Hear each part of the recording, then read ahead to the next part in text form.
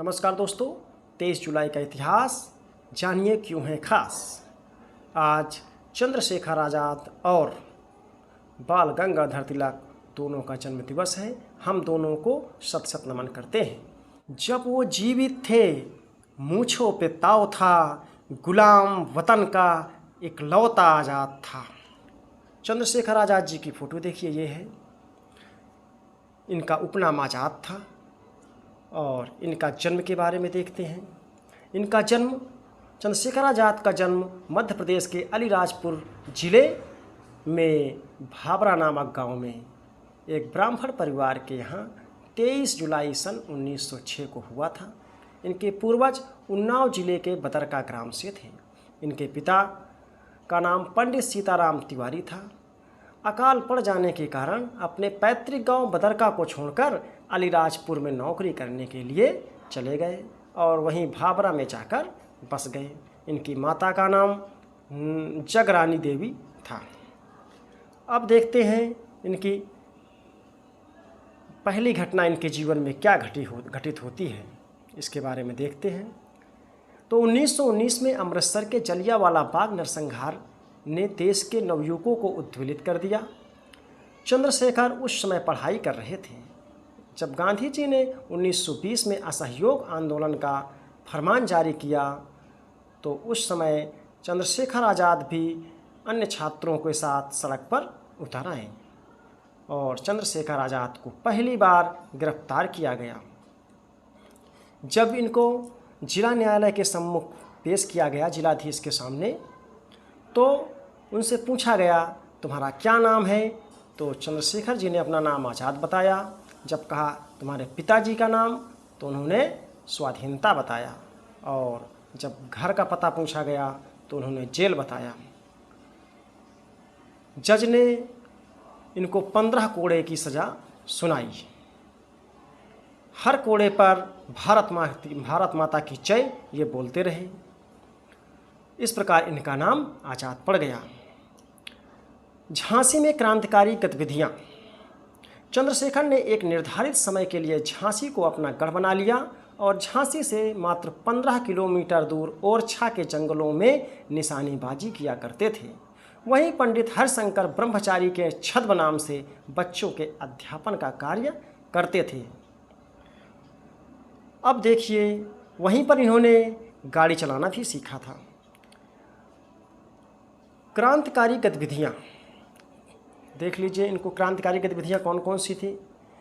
जब गांधी जी ने 1922 में चौरा चौरी कांड की घटना के पश्चात असहयोग आंदोलन वापस ले लिया, तो देश में तमाम युवकों की भांति आज़ाद का कांग्रेस से मोह भंग हो गया। पंडित राम प्रसाद बिस्मिल, सतीश चंद्र सान्याल, योगेंद्र चंद्र चटर्जी ने 1924 में उत्तर भारत के क्रांतिकारियों को लेकर एक दल हिंदुस्तान प्रजातांत्रिक संघ HRA का गठन किया। चंद्रशेखर आज़ाद भी इस दल में शामिल थे। इस संघ की नीतियों के अनुसार 9 अगस्त 1925 को काकोरी कांड होता है और इसके बाद राम प्रसाद बिस्मिल, अशफाक उल्ला खां, ठाकुर रोशन सिंह और राजेंद्र लाहिड़ी, इन चारों को 1907 में फांसी की सज़ा होती है और फांसी पर लटका दिया जाता है और चंद्रशेखर आज़ाद बच निकलते हैं।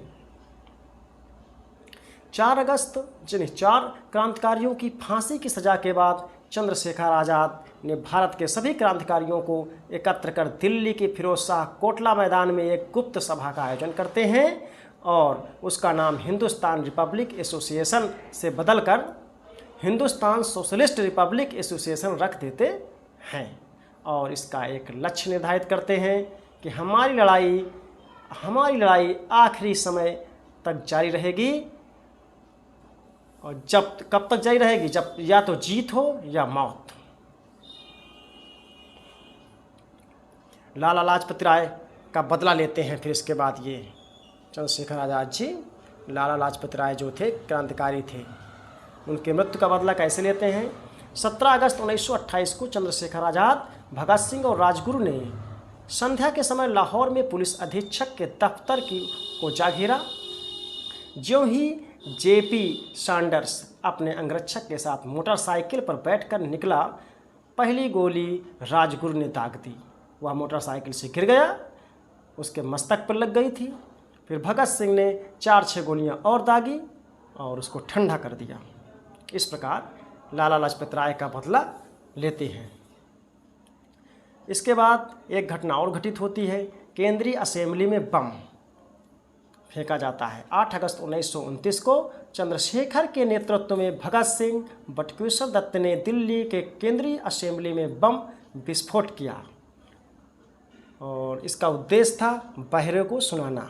जो कानून बनाए थे, काला कानून था, उसके विरोध में ये कार्य किया गया था।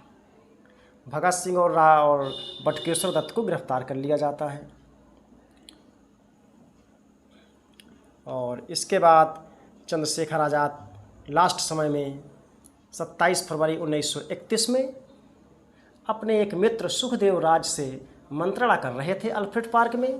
तभी CID का SSP नाट बाबर जीप से आ पहुंचा और उसके पीछे पीछे भारी संख्या में कर्नलगंज की पुलिस भी आ गई।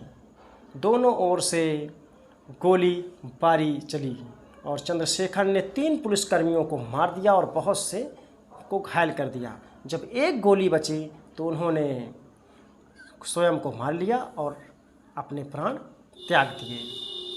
इनके बारे में कह सकते हैं, किसकी मजाल है जो छेड़े दिलेर को, गर्दिश में तो घेरे लेते हैं भेड़िए भी शेर को। धन्यवाद।